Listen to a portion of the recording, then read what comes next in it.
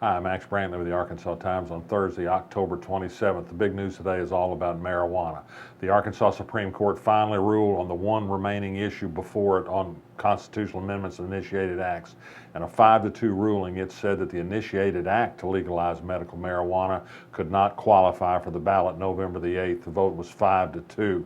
The court said in a lengthy opinion essentially this, that the organizer of this amendment had run afoul of some new, very restrictive requirements in the law when you use paid canvassers to gather signatures on petitions for initiated act.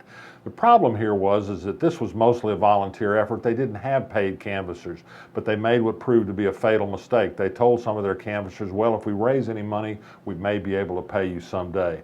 On that hook alone, the Supreme Court, at least 5 members did, said that the act had failed to meet a bunch of ticky requirements, registering with the Secretary of State, getting state police background checks that are required for paid canvassers, but not for volunteer canvassers, which essentially all of these canvassers were.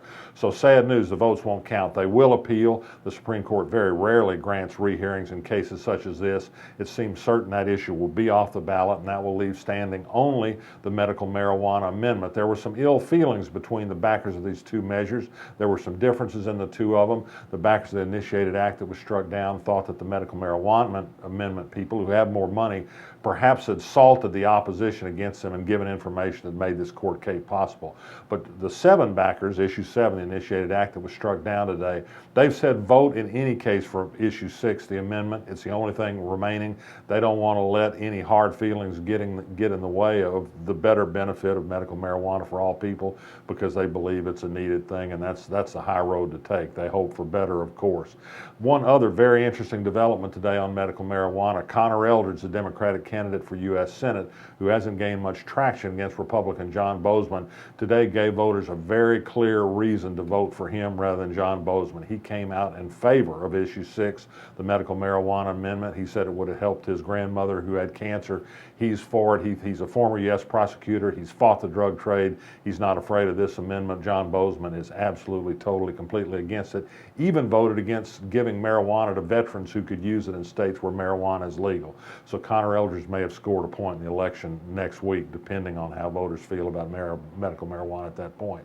Other news today at the federal courthouse, Ted Suhl, the former operator of an empire of residential and community mental health treatment centers that got millions in Medicaid money to treat troubled youth, was sentenced today in federal court by Billy Roy Wilson to 8 years in prison for paying bribes to a state official to get favors in business through the State Department of Human Services. He's also assessed a $200,000 fine.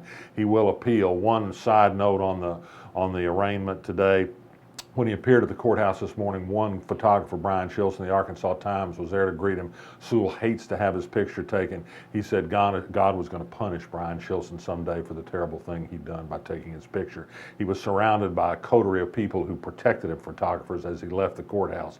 He'll remain free on his appeal.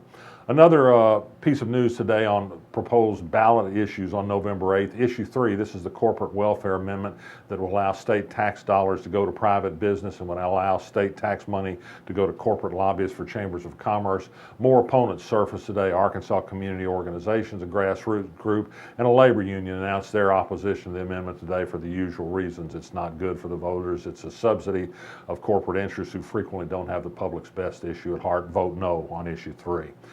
Great news in the presidential race, so good that, again, I'm reluctant to say it for fear of jinxing something. A big new AP poll shows Hillary Clinton with a whopping 14-point, 51-37 lead in national voting by likely voters in the presidential election in less than 2 weeks now.